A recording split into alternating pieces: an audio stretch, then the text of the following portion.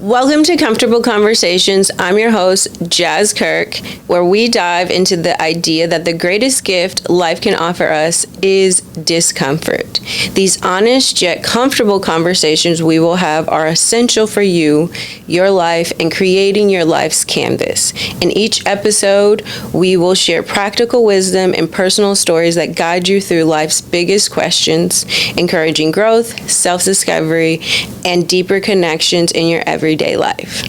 On today's episode, we have Theo, who is a dear friend that I connected with 2.5 years ago through running. And every time we've connected or met up, it's always been a soul conversation. I like to go 3 levels deep with people because what's on the surface isn't all that you are. And if you see people, hear people, feel people, you just know them. And that's why I say dear friend, because it's like, we don't see each other all the time. Not a lot, no. I can text or call or like, you'll show up. Even for this, you're like, I'm there. Oh, yeah, absolutely. I didn't have to say many details. So just to share Theo's background, he is the founder of Running Up Dallas. All of you have heard because it's been in PR magazines was it New York Times? New York Times. Crazy, in Dallas, he is the guy, but also he's a professional working for Nissan. So, Theo. Hello. Welcome. It's good to see you again. It's always good to see you. Yeah, it's been a while. It feel like it's like a little bit a minute. It's been a minute since the Lululemon days. That's how I look at it. At least my Lululemon days. But it's been a while, so it's good to see you again. Yay! So my first question to you is, this man, this legend, this great, leading to the GOAT, because you've taken over Dallas and running with the torch real fast. What discomfort led you to this version of yourself? Like, I always tell people, like, you gotta go through something to get somewhere. You gotta go through something. And again, I always tell people, like, nobody wants to hear like everything was just smooth. Stuff happens, things happen, and I told people this is really 4 years of work finally starting to pay off, because you met me when I led my old run club. Yeah. When I first became a Lululemon ambassador. I think I met you before that. Like, I think as I was trying to become an ambassador, someone was like, I was creating my run club and someone was like, you should connect with Theo, and I was just, hey, you run. Let's connect. Like, come on. But now I tell people I've been in this run space for 4 years and been here for a while, so this is finally paying off. The 6 months of this, I tell my team, this is just nothing but momentum that we have is paying off. But my time with ZFT is what I started in about March of 2020. So I started that right during the pandemic, and we were doing good. Maybe not running up good, but we were good. We were all over the place, and we've been on the news, Good Morning America, training people to run races and things like that. And the bigger we got, the bigger vision I had for that club, and it started to clash after a while with myself and the founder down in Houston, and I don't think people know I got fired from that run club. I got kicked out. They said, you got to go. Kicked out March 1st. I remember it.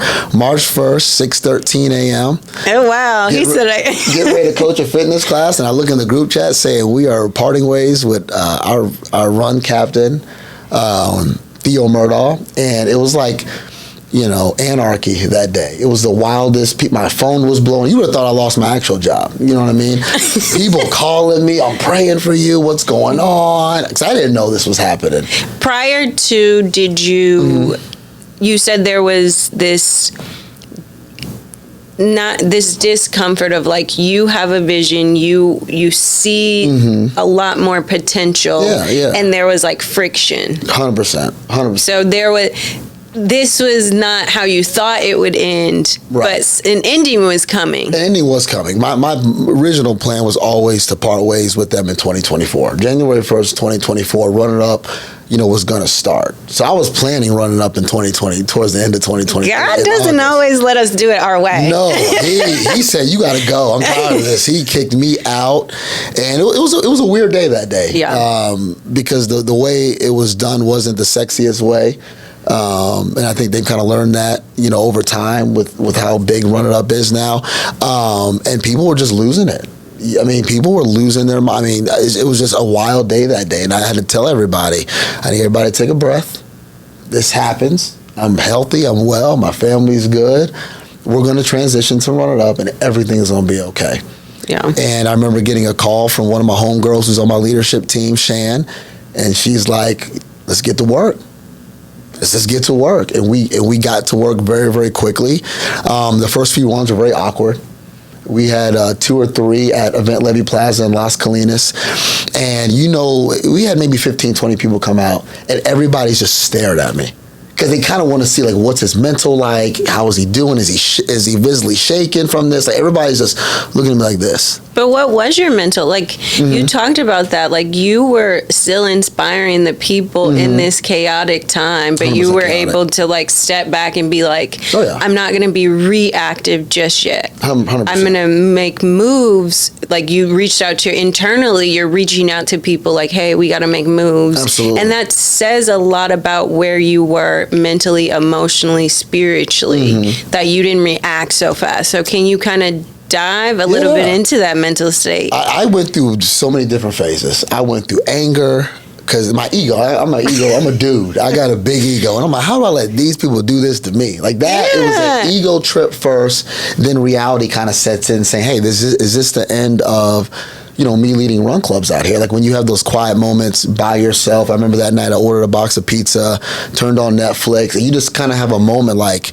you're gonna if I don't put up or shut up, this could be it. Like they could win and literally remove me from the run space, So you kind of go through different phases of emotions, and I kind of went through a bunch of just different phases. I went through some sadness, I went through some anger, I went through some numbness. It was just so much going on in me. I had to. But I love my ego, because I'm like, I can't let this just take me down. Like it can't work like this, because this is what I wanted originally. I just didn't want it done in this way. Yeah. And so you were feeling these emotions. Did you feel a little bit of like their intention was like that? Because you weren't told in private, you were told publicly. So it's like, yeah. I think the intentions weren't good at the time. Okay, yeah. There's, like I said, I work in corporate America. Even if you don't agree with somebody, but somebody that's put in 3+ years of work that made that chapter very relevant, that got us on the news, that it got us Lululemon, it got us ASICs coming out, it got us a lot, especially a predominantly black run club that Dallas really has not seen in a long time, since Late Night Run Club or Rerun the Trinity. All those groups dissolved, right? And my goal for ZFT was not to dissolve. Like, we're not going to dissolve. We're going to be a black run club that's going to stay and have longevity. So all that work that I put in over that time, my thing is like, look, you can throw me out. Just say, look, the way I would have done it was, hey, you got 1 month to get out. 1 month, we'll write you a nice love letter. We'll thank the community, thank everything for you done. Once we get to after that month, you're out of here. That's how I would have done it, because it would have made it look, it would have, the drama wouldn't have been surrounding it, because that's what people feed on. And the respect of the relationship. Yeah, I think that's the thing we really have, and you sitting with it. I give so many props to you and respect, and that's why, like, when I hold these conversations, it's like, that takes a lot as a black man to not, like, you are a leader in the community, but at the end of the day, we start with ourselves. Absolutely. So it's like, you could have externally been reactive, and internally, like, yeah, you're feeling anger, but it could have got worse. And so I applaud you for that. It's hard because endings never end how we think they are. At all. And like we grieve it in a way, externally or internally, like most of the time. And I think a lot of black men have to just be cool on the surface and at home by themselves. Not even if you have a partner, don't have a partner, like you're by yourself. Like, absolutely, I gotta sit with this. I gotta figure out a plan, because if I let them see me sweat, or if I let them see me react, then your ego comes in like, why'd you do that? Why'd you do it like that? People told me, they're like, Theo, you better than me. You better than me. I would have went off. I would have sent an email right back. I would have made an Instagram, but everything. But what helped me, like, oh yeah, everybody's like, you need to pop off. But like you just said, I've growing up my parents always taught us really not to sweat stuff. Like, you're going to go through stuff in life. Things are going to happen that are beyond your control. And things have happened to me worse than that. I've been laid off from jobs. Things have happened, right? That really shook me up. So this wasn't something that just was going to derail me. But what helped me was when I called my dad and told him, he was pretty much said, well, this is what you wanted, right? You wanted to run it up. You told him, okay, well, get to work. That's it. Listen. No panic from him, no nothing. It was no, oh, you good, you okay. He's a old school guy from Hampton, South Carolina. So there's not a lot of hugging and crying. There's more of just like, well, get to work. You all right. It's like that reassurance, like that they know you the best. I feel like sometimes parents they'll give you that simple reassurance. Get up and go do it. And you're like, is it that simple? Yes. Because at the time for me it wasn't. It didn't feel simple. I'm like, Dad, do you realize what just happened? These folks put out a newsletter out about me, and it was crazy. You said, okay, what's the new? A lot of times my mom like, what is that? Like how does that affect you? Does that pay your bills? No, it doesn't. I damn sure wasn't paying my bills. So yeah, everybody around me is like, if anybody can go through this, it's you. If anybody can get through this time period, it's you. And like I said, they said the Lord prepares that table in front of the enemies while we're eating. That is my favorite. Yeah. Yeah. So you show up to the first run club. It's not a lot of people. No. And there's an awkwardness. So awkward. It was it was awful. Ugh, it was so bad. And I hate awkward because I'm not awkward. And it's like people were just coming to watch me and stare at me and look at me. It was so uncomfortable. That stuff was that discomfort right there. I did not like it. What was that like burst through? Once you got through that, it was like... It was just easy. Because I remember getting in the car that day and pulling up to Event Levy Plaza, and I'm like, okay, you got to get through this. It's going to be weird. People are coming, because people told me they were coming. I didn't know how many people were coming. It was just me. I had no leadership team at the time. One of the girls that was helping me, I don't think she could make it that day. And I'm just like, this is going to be weird. I don't like weird. I don't like awkward. I don't like awkward silences. I like constant noise. And it felt like the silence when I was stretching people out. I had the music playing, but the silence was loud during the music. During trap music playing, the silence was loud. And you just felt people's energy like analyzing you and checking on you. And I just wanted to scream at everybody, like, guys, I'm fine. Stop it. Stop looking at me like this. Stop staring at me like this. We got this. We are going to turn this thing around. You just got to give me a few months to do this. So it was very uncomfortable. That's the one part of this whole experience. It wasn't getting kicked out. It was more of the aftermath of it, of people just checking. They're literally checking my mental health. I swear to God, that's what people were doing. Like, is this guy going to break? Is he going to go off and go on this tirade about the old run club? And I never broke character. Is he going to be stuck? Is he going to have a fixed mindset, or is he going to have a growth mindset? If you just stay in your spoiled milk, or do you just be like, pour it out, it's time to get fresh? Yeah, you can't sit there. And I just wouldn't allow myself to sit there and dwell or feel sorry for myself or anything. That's why I left Lululemon. I said everything was like, I'm gonna wipe the slate clean, because they wanted to bring me back, and I'm like, I'm gonna wipe the slate clean. That's why I left it. Bring it back. That's why I bounced. I'm like, I gotta start new, man. So March 2024 this year, it was like your world, everything shook up. It was rocked. Everything shook up. And Lululemon, we, of course, if you guys don't know, me and Theo were Lululemon ambassadors together. He had, what store were you at? Dallas Galleria. Okay, Dallas Galleria, Knox Henderson. Even with ambassadorships, I think people forget you become this, like, you're put on this pedestal, you're the face of something, and you really do have to be intentional with your relationships. And so when you think about your future, I think so many people see a big brand name and they lose themselves in the name. Exactly. And, like, they forget their value. Like, at the end of the day, Theo thinks himself as a level with Lululemon. Like, that's how I trying to be. I be like, Jazz up there, we neck and neck. I collaborate with y'all. So that is like, but I think a lot of people don't see themselves in that spot. Absolutely. Like when we sat at the table with Lululemon, it was like we were coming with our ideas and executing. Right. And those are what brand partnerships like that, 100%. Brand sponsorships. And when you are an ambassador, it is an opportunity to collaborate and partner. It's not just like, here's clothes, because you also have to have a voice and speak up. Correct. And I think that is also an undertone of running up, because you be real, like, speak up, like, stand on it. And so we're loud. Yeah. During this time, do you feel like that was that experience had to happen for all the tones of Run It Up to really like 100%. Marinate and come together and it to find its voice? 100%. That's why I ended up leaving Lululemon, is because I'm like, all right, this is going to be different than what maybe Lululemon represents, right? We're a little bit more. What's the lady's name? The community manager, black lady, Iman. I used to butt heads a little bit because we did. You ask her, she probably don't like me at all. She'll tell you.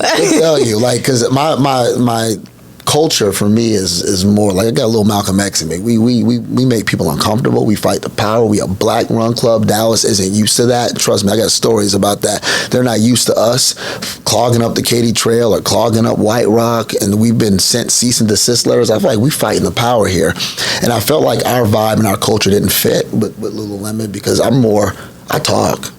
And you're gonna be heard. Like, it's heard. Okay. It's okay to be heard, and I think to just even come back from that, to be able to stand in that power and say, we are in a generation of even when we think about politics, I always tell people, you got to stand in something. 100%. Or if you say nothing, you're standing on a side.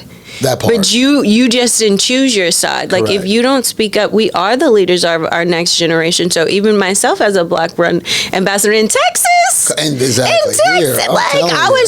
The pride that I have is like, I get to represent what Run looks like. When my nephews, my family, my mom, anybody goes into that store, I represent the face of Run as a Black woman. It's a big deal. And I am not built like a typical runner. I'm thick. I'm short. Like, these are the real stories that it's like we get to tell our people. It's okay to run. Absolutely. It's okay to like cardio. I have people like, cardio's fun. Who runs? And like, well, don't hate. Like, if you say it like that, it does sound horrible. But running is fun. So you're speaking up, you're intentional with the relationships and brand partners that you bring in. So that's even a conversation in itself, that you're the part ASICS is your brand you're with right now. So at the table, you're holding these conversations of, how do you value my people? How do you value my voice? How do you hear us? How do you see us? Correct.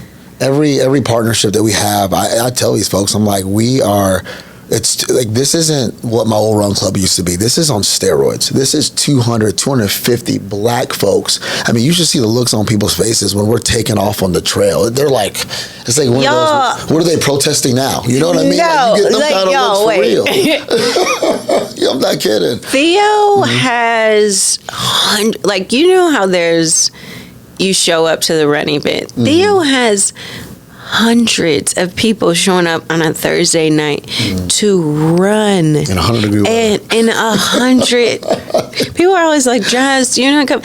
I don't run at night. Yeah, because I run first thing in the morning because it's hot. It's hot as hell. But Theo, you have the culture showing up. So we go from having very few people to, what was the moment that it was like all of a sudden? Because I'm sure all of a sudden it was just like, we have 300 people today. It was at Katy Trail at the end of the trail, and I remember we were getting ready to take our picture and do our chant, and we had like 2 videographers out there that wanted to come and just shoot, and I remember scanning the crowd, and I'm like, oh crap, we don't have enough room to take the picture, and that was like my moment where I'm just like, we don't have enough room. We don't have enough room to take the picture. To take the picture on that patio, and I'm just like, we got something. and I need help, but we got something. Oh my God, I need help. I need more help still. And that was the moment where I'm like, we don't have enough room. We got to keep backing up. And it just, once we moved to Katy Trail, everything changed. We had one video go viral on a Sunday run at White Rock Lake, maybe had 30 people, but it went viral. And then after that, it just was a rip effect. And the next thing you know, you're staring at the face of 250 people and begging people, hey, I need a team now. And I have a phenomenal team. They are all 6, 7 of them are wonderful people. But yeah, that was my moment, is we don't have enough room. I remember saying that, we don't have enough room. That was the best. Like, you have, God blessed you to 100%. Really burst out of what you thought your capacity could be. Because what was the amount of attendees at the ZFT one? Normally we would get Wednesday nights, we would flirt with between 80 and 100. So I think we peaked in 2022, 2023 we peaked. So I think we would get 80 to 100, maybe on Saturdays 40 to 50.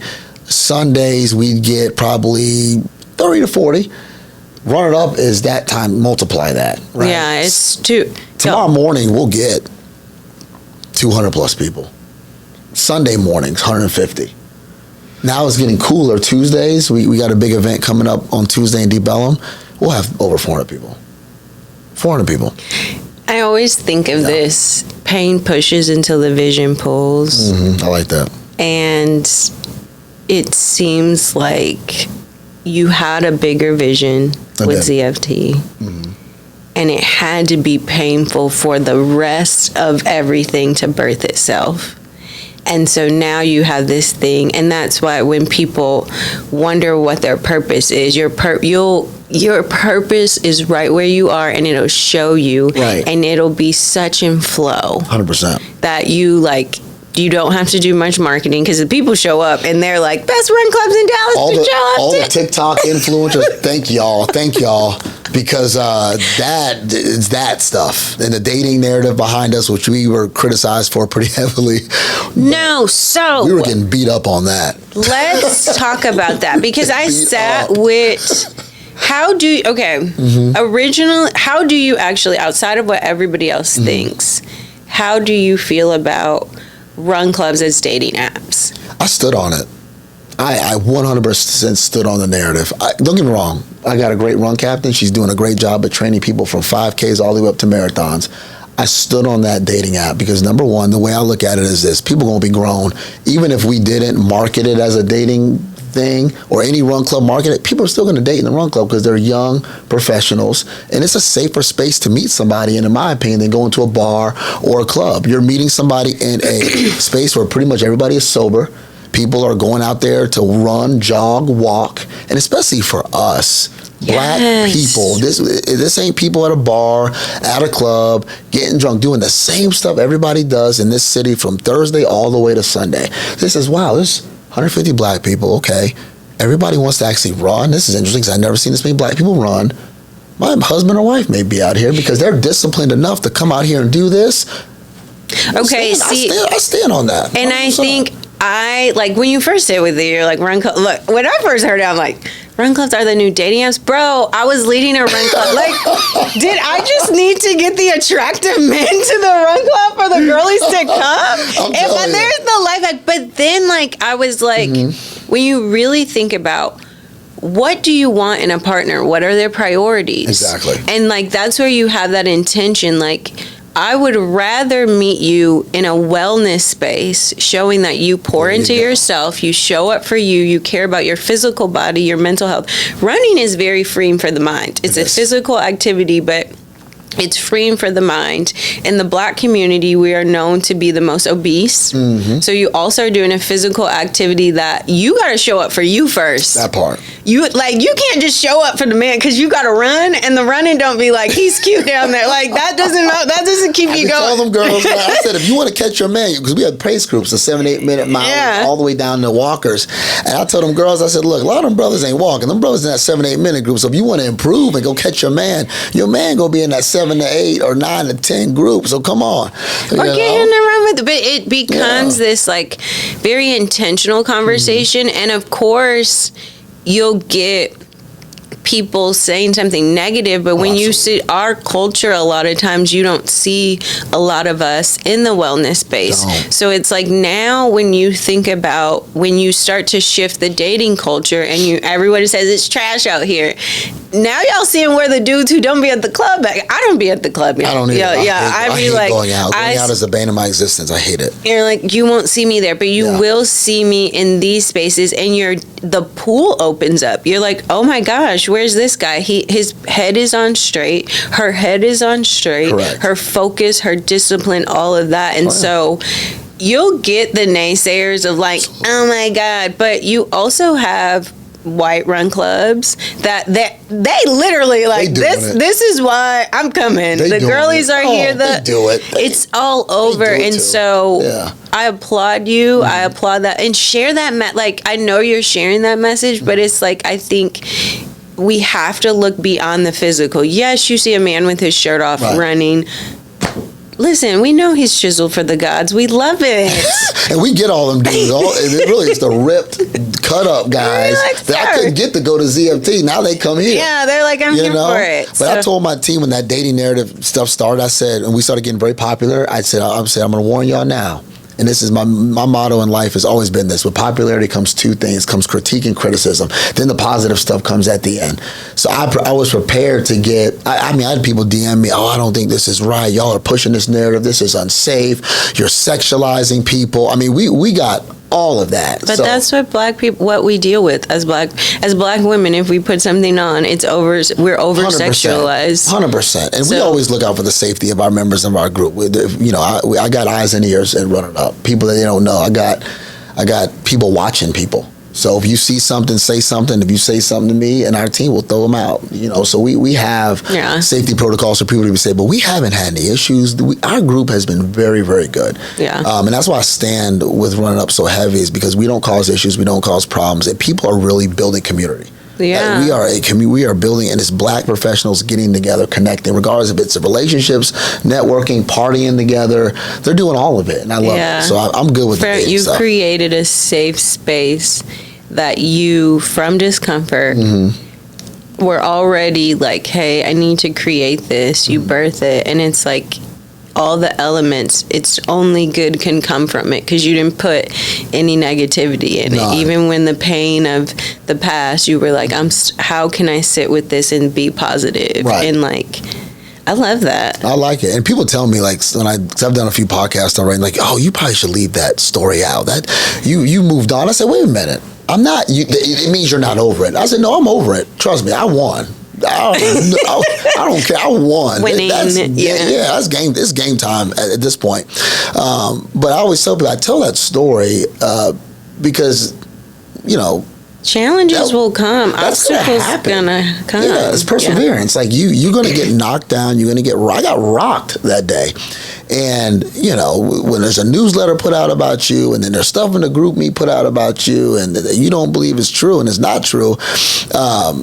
That would cripple most people. I truly believe most people would have laid down, got emotional, and been done. So I tell this story all the time is because, number one, this is the backstory of Running Up. This is the story. I'm sorry. It's not a sexy, I woke up one morning and wanted to start a black club, and everything went great, and everybody loved Theo. And everybody showed up, because that's what Instagram tells. Instagram is always like, one day I started, and the next day, it was like magical, and you're like, I put my 10,000 hours. I am a runner. I know how to build and create this and sustain something. There you go. But the inception of this came from pain. Exactly. It came from like, I wanted to start this in a different way, but from that pain birthed like really good things. Like a lot of times we'll break, and it's like you can't look at yourself as broken pieces, but you were broken open to give more love, give 100%. More life, give more inspiration, more power. So March 1st was a phenomenal day. When I look back, it's like, you like, thank you. Thank you, God. I should have did it a year ago.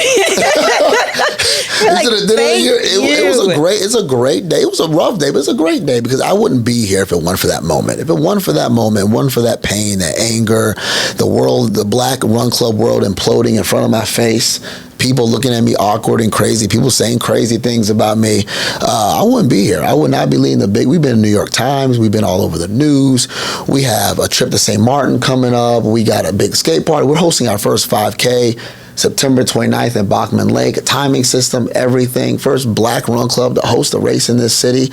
Man, that day was a phenomenal day because all the things that we're doing. We put. I always tell people we dog walking people out here, and that's my motto. I tell my team we dog walking folks because we are here to make a statement. We've been sent cease and desist letters. All kind of stuff has happened to us, so we deserve our flowers, our moment. We deserve it. Yeah, and it's gonna keep coming. So yeah. I love all of this, and what's crazy, like, this is just a piece of who you are. Oh, 100%. Yeah. A piece, because piece, yeah. this is like a small piece. Ladies and gentlemen, this isn't his day job. It's not. So day job, how do you juggle all of that? Because I think a lot of people either see one lane and it's like this is all you do, versus we are these multifaceted individuals who can have our hand in this because we're passionate, but have your corporate day job. Absolutely. And even translate the two together, like merge the two together. Oh yeah, no, my life is busy. It's so busy. I'm a senior fixed operations manager for Nissan. So on the corporate side of Nissan, so I cover the whole state of Oklahoma, and I go out to Amarillo as well. I live up in Oklahoma. I got a place up there, and I visit every Nissan dealer in the state of Oklahoma, and I go meet with the owners, executive managers. I don't want to bore anybody to death. Owners, executive managers, and we get them to buy more parts, more cars, all that stuff. I'm in a suit, no earrings, complete code switch.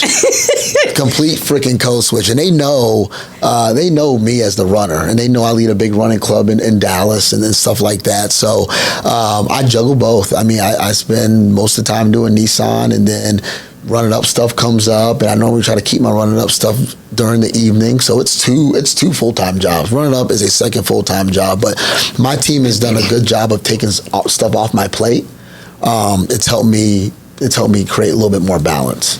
Do you find that in order to do that, you really had to learn what you're prioritizing and prioritize your time, people, relationships? Because that's one thing I'm like, yeah, you got to pick a side. If you're that person on the fence, like, I still want to do all this and I still want to hang with these people, or I still want to come over here, you'll feel completely drained mentally, emotionally, physically, financially.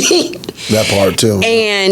But when you really start to prioritize your time and say, okay, what is it that I want in my life? What do I want more of? You have time for that, where it doesn't feel like, I don't think you would say you feel like you have two full-time jobs. Right, exactly. Because like I said, I'm not a people pleaser. That's one thing I am not. I am not a people pleaser. So all my buddies and stuff, a lot of people know I've changed. Like, I don't go out like I used to. I don't party like I used to because I'm doing Nissan stuff, or I'm doing running up stuff. And that's what I'm passionate about. So it doesn't really feel like work, you know what I mean? Because there's an end goal for me. So I'm willing to sacrifice relationships and friendships, and I'm willing to sacrifice it to get Run It Up to where it needs to be. I'm willing to do that. I don't take a lot of vacations, which I need to do that. I told myself I need to be better at balance when it comes to that, but I don't take a lot of vacations. I don't take a lot of breaks, which I need to do that as well. But I'm so into what I do, it's almost on a psychotic level. Like, it's psychotic. Do you feel it's hard, like, as a black man, is it harder to gift yourself breaks because absolutely, just like culturally you haven't learned how to do that? No, you always, like, growing up, man, my dad was a grinder. He's a big executive at GE. He worked a lot. My grandfather worked a lot. Murdaugh men, we're surly and a little toxic masculinity sprinkled in there. And but I grew up just learning to work, grind, go hard every day. And as a black man, I always feel like we have to, and even as a black woman, you got to do more than your counterparts. You got to, that's like with our run club. If our trail etiquette's bad, I get an email from somebody. I get a call from somebody. We got to be perfect. Some of these white run clubs can sit there and flood the trail, and I don't think they get that many phone calls that we get. We have to be perfect every second, every minute, get every permit so we don't get screwed with, right? You got to be twice as good just to get as half of what they be getting. It's just the reality. So that's in my personal life, running up life, whatever. I feel like I got to work because you got to be a step ahead every time. You got to almost be perfect every time. And we have to work harder than our counterparts. That is the fact. That is a true statement. You have to work harder as a person of color. But man, I always tell people, black women, that's a double negative on you. You're a woman and you're black, so you damn sure got to work a lot First harder of all, than everybody else. untake that double negative, because you already know I'm showing up like all the positives in the room. I said, like, it's a great. No, I'm saying like. But like, that's what that's how it's perceived, how they see us, and how we have to digest that. So what do you do in order to, you can't take these breaks right now in this season, you can't necessarily take these breaks, but how do you, when you're home, how do you find those moments just for your overall mental wellness, so that you get up every day? It sounds like you're pouring into you first and your cup is overflowing into 100%. Everybody. So what's that like, I gotta have this in my day for me to be the best Theo? Oh, that's a great question. I don't even know what I do to give myself, honestly, at night, it's always a glass of wine, some Duke Ellington or some Marvin Gaye or some Charlie Parker. Turn off the TV and just listen to jazz and just kind of like zone out. That's literally what I do. So play. Yeah. It sounds like you allow yourself to, music is very soulful. 100%. But you allow yourself to just be. Yeah, jazz is art, and it's an art form. It kind of just soothes me and calms me down. I kind of turn off my phone, no social media, and I just sit there and relax. I try not to think about Run It Up. I try not to think about Nissan or any other thing that I'm doing. And it's like, just have your time. You know what I mean? And that's my time. I love wine. I'm a wine junkie, Italian reds, and that's how I relax. That's Theo's. That it's very simple, very. But you gotta be like, you have to be, because I also think there is this culture of flying everywhere, going on this trip, sharing all of this, and like the everyday person, like the simple things really do fill your cup enough for you to show up for Running Up Dallas and create and trailblaze that vision. Show up at your 9 to 5 and not have that, like, your job in jeopardy. Like, it's not this like, either this is good or this is good. This is good or this is good. Like, they're both good because I'm good. Because you have to work on you. Absolutely. Like, and I think the start of your story and what you were sharing is like the stillness you sit within yourself really created everything. Oh, 100%. I've gotten a lot of clarity over this last 5 or 6 months and how blessed I am. One of the girls on my team, who's like our director, always tells me, say, you have no idea how much God has blessed you. And I don't think you realize what you've been through from March 1st on. You were labeled as this guy who was tearing down the Run Club and talking crazy to people, which I talk crazy to people all the time, so I give him that. But we'll say something reckless. But like, you went through a lot, and you could have easily just fell off the face of the earth, and you didn't. You need to sometimes sit back and kind of look at what's happening with Run It Up. And I do struggle with that sometimes. So that's why I try to have those moments where sit back and be proud of what you've done. Because I'm always, what's next? What's next? What's next? What are we doing next? Why aren't we here? Why aren't we here? We should be here already. It's like, Theo, you're only 5-6 months in. Take a breath. You are literally we're playing catch up to growth. And that is hard. We're playing catch up to a lot of different things. So I try to give myself moments of clarity, to be thankful, to be humble. To just be. It sounds like be okay. You're running, but you don't have to keep running. That's one thing as a runner. I'm like, sometimes I have to walk because my pace is like your physical pace, and mentally your pace is like this. And sometimes you just have to be like, I can be here for some time. That doesn't mean we stop your momentum has slowed down of like events and stuff, and you still have creative ideas, but you guys are putting in, like, Run It Up is putting its 10,000 hours in to the culture. Absolutely. And what you're building, because this isn't just Dallas, it's coming to other cities. I already know you're like, we'll see you guys there in this city or that city, because cities are probably wanting that. I have not heard of an all-black focused run club at your level at all. No, I think there's one out in Charlotte that does really good. They're massive. They've been around for 4 years. I will say this: I've been telling everybody, there's a black run club renaissance going on right now. There's one that just started in Austin. I think it's We Outside ATX. Shout out to Mercedes. And there's one in San Antonio as well. And then there's one up in Indianapolis that's doing really well. And all three of those black women started those groups, actually. Black women reached out to me, and I kind of gave them a blueprint on what's going on.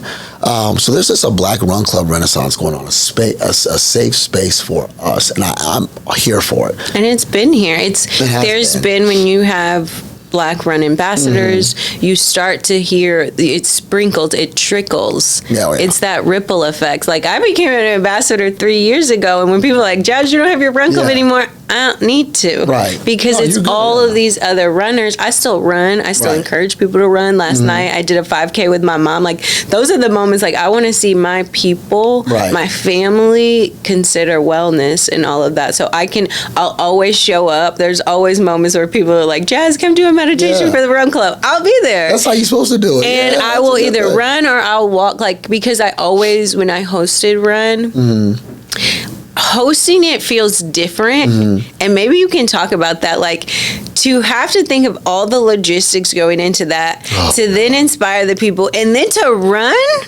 and then get back and make sure people still have an experience and feel seen, heard, and everything. Like, that is a lot. And for me, doing that for 3 years, and once I ended it, I was like, I enjoy showing up to other people's run club and being that person who's going to walk and cheer people on, because it is such a valuable. It's tough. It's hard, especially managing our crowd of 200-300 people. I was talking to Taiwan from Brain Dead Run Club, and he was like, I don't know how you do that. None of us know. Nobody listens to you. Everybody's just on their own wave. We've done a really good job of keeping everything tight. I don't even run with the group anymore. I do not even run. I'm in the back. I would assume, because it's a lot. Yeah. Because then you have to pace. You really do have to pace yourself. Like, how fast do I want to run so I can get back? Because your mind isn't really on the freeness of the run. Right. It's more on, like, all the logistics that happen. The people, everybody out there, making sure safety, fainting, all that kind of stuff. Like, we have a shout out to our pace team. We have people volunteering to lead out each pace group. We take them off in about 90-second to 2-minute increments. I got a girl that stands at the turnaround point. I got another girl me and another girl stand back, cheering people on, making sure we call it the Soul Train line, form the Soul Train line, cheer everybody in. People don't understand the logistics. I get, not anxiety, but I get very before the runs, because you just don't know what can happen. Like, people are just, and it's on you. It's on me. My name is on the building. You know what I mean? So if somebody pass out there, or somebody runs over a biker on the trail, that's all. Theo hears about that. That person doesn't hear about it. Theo hears about it. What just happened?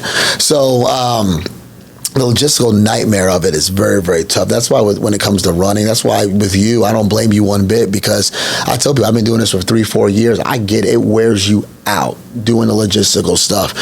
So when I'm running alone by myself, it's just like, hey, thank God. Like, I'll have people like, hey, can we go for a run? And you're like, this is my, like, in the morning, 6 a.m., that's my time. That's my cup.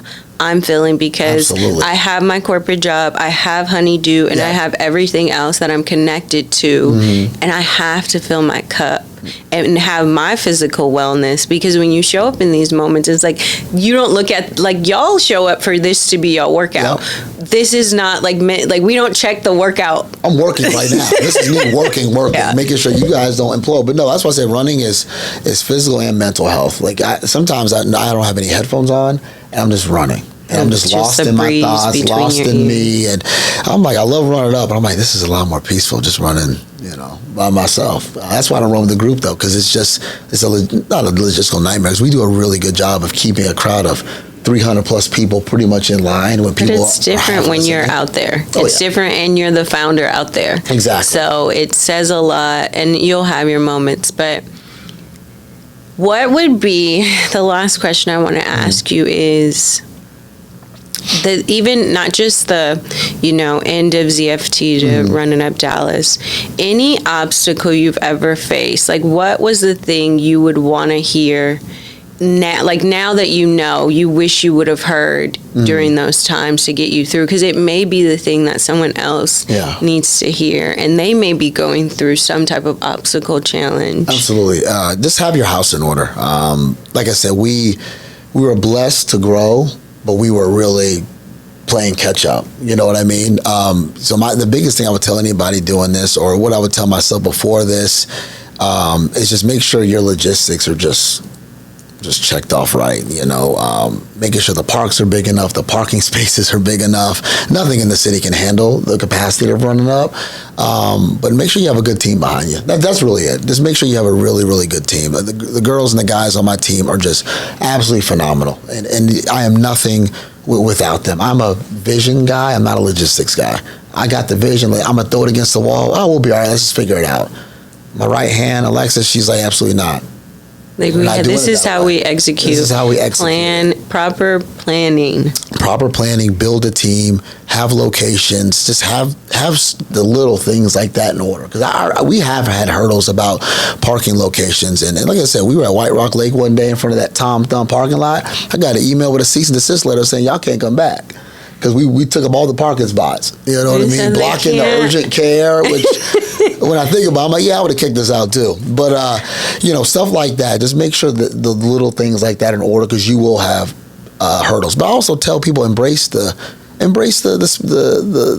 bumps, embrace the bad stuff, embrace it. It's good. The sharpener of you. It's a good thing. The one thing I also heard you talk about, this entire time, you've talked about the team. Like, it's not just you, it's a team. It's like, and shout out to you for that, because people forget. A lot of times people go alone and they think it's this lonely road to where you're going, and it's really not. You have the right people surrounded by you, if it's a council of people, if it's mentors, if it's all of that. So before we close, can you really talk about how you got to know, how do you decipher and discern like your people? Because I feel like at some point you got to be quick about it. No, you do. Or if you late to the game, you be like, this one got through. 100%. And I tell everybody, when you're building a team, you need to sell to your team.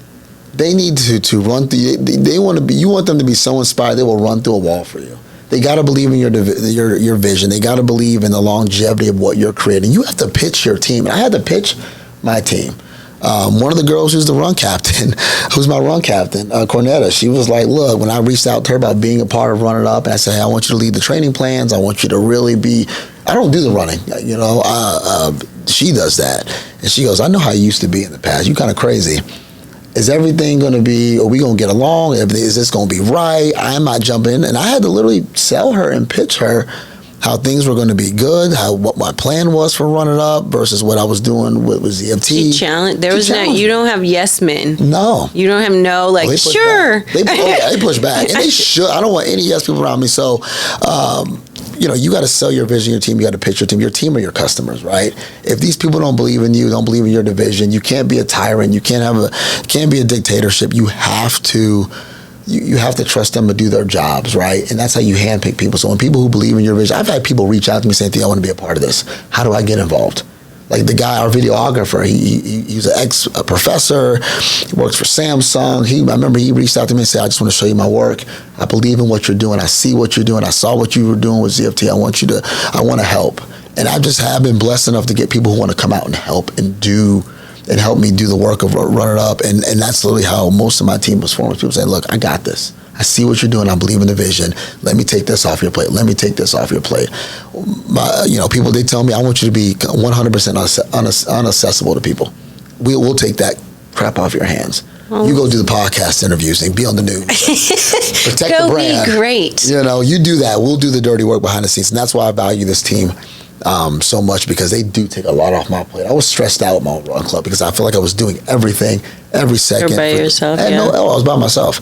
And with this team here, they just like, nope, we got it. Nope, we got it. Nope, it's such a clear. You've written the vision so clear. It's easy for everybody to take their part and run with it. That's all it is. Everybody's you're the ownerships of your craft. You own it. They own it. They do it. I don't question because I trust them. I don't question anything. I look, but I don't question. Yeah. So how do people stay in touch with you, follow you, like what you have going on, share yourself? Run It Up _Dallas on Instagram. We post probably like 8 times a day. I swear we post like, we got 6,000 followers in under 6 months, which is mind blowing to me. Organically. Not bought. Oh yeah, I was accused of buying followers as well. I'm just like, what the hell? I'm trying to tell you guys, it's been a wild ride. You can't have nothing. I was accused of buying followers. But yeah, follow us on @runup_Dallas is the best way to reach out to us. We do have an email contact for each of my people on my team. So if you want to plan an event with us, if you want to do something with running with us, there's 6 slides on there. It's pinned on the page. Reach out to my team. Their email contact information is on there. They'll take care of you. My email is not on there for that reason, because I let them do their thing. So that's the best way to follow us. And we're on TikTok and Facebook as well. So. Well, ladies and gentlemen, it has been an honor to talk with you. I appreciate you. It's Get good to see uncomfortable. You again, too. Absolutely. Always. Okay. Thank you, Theo. I appreciate you, Jazz. Love you to death. Oh my gosh.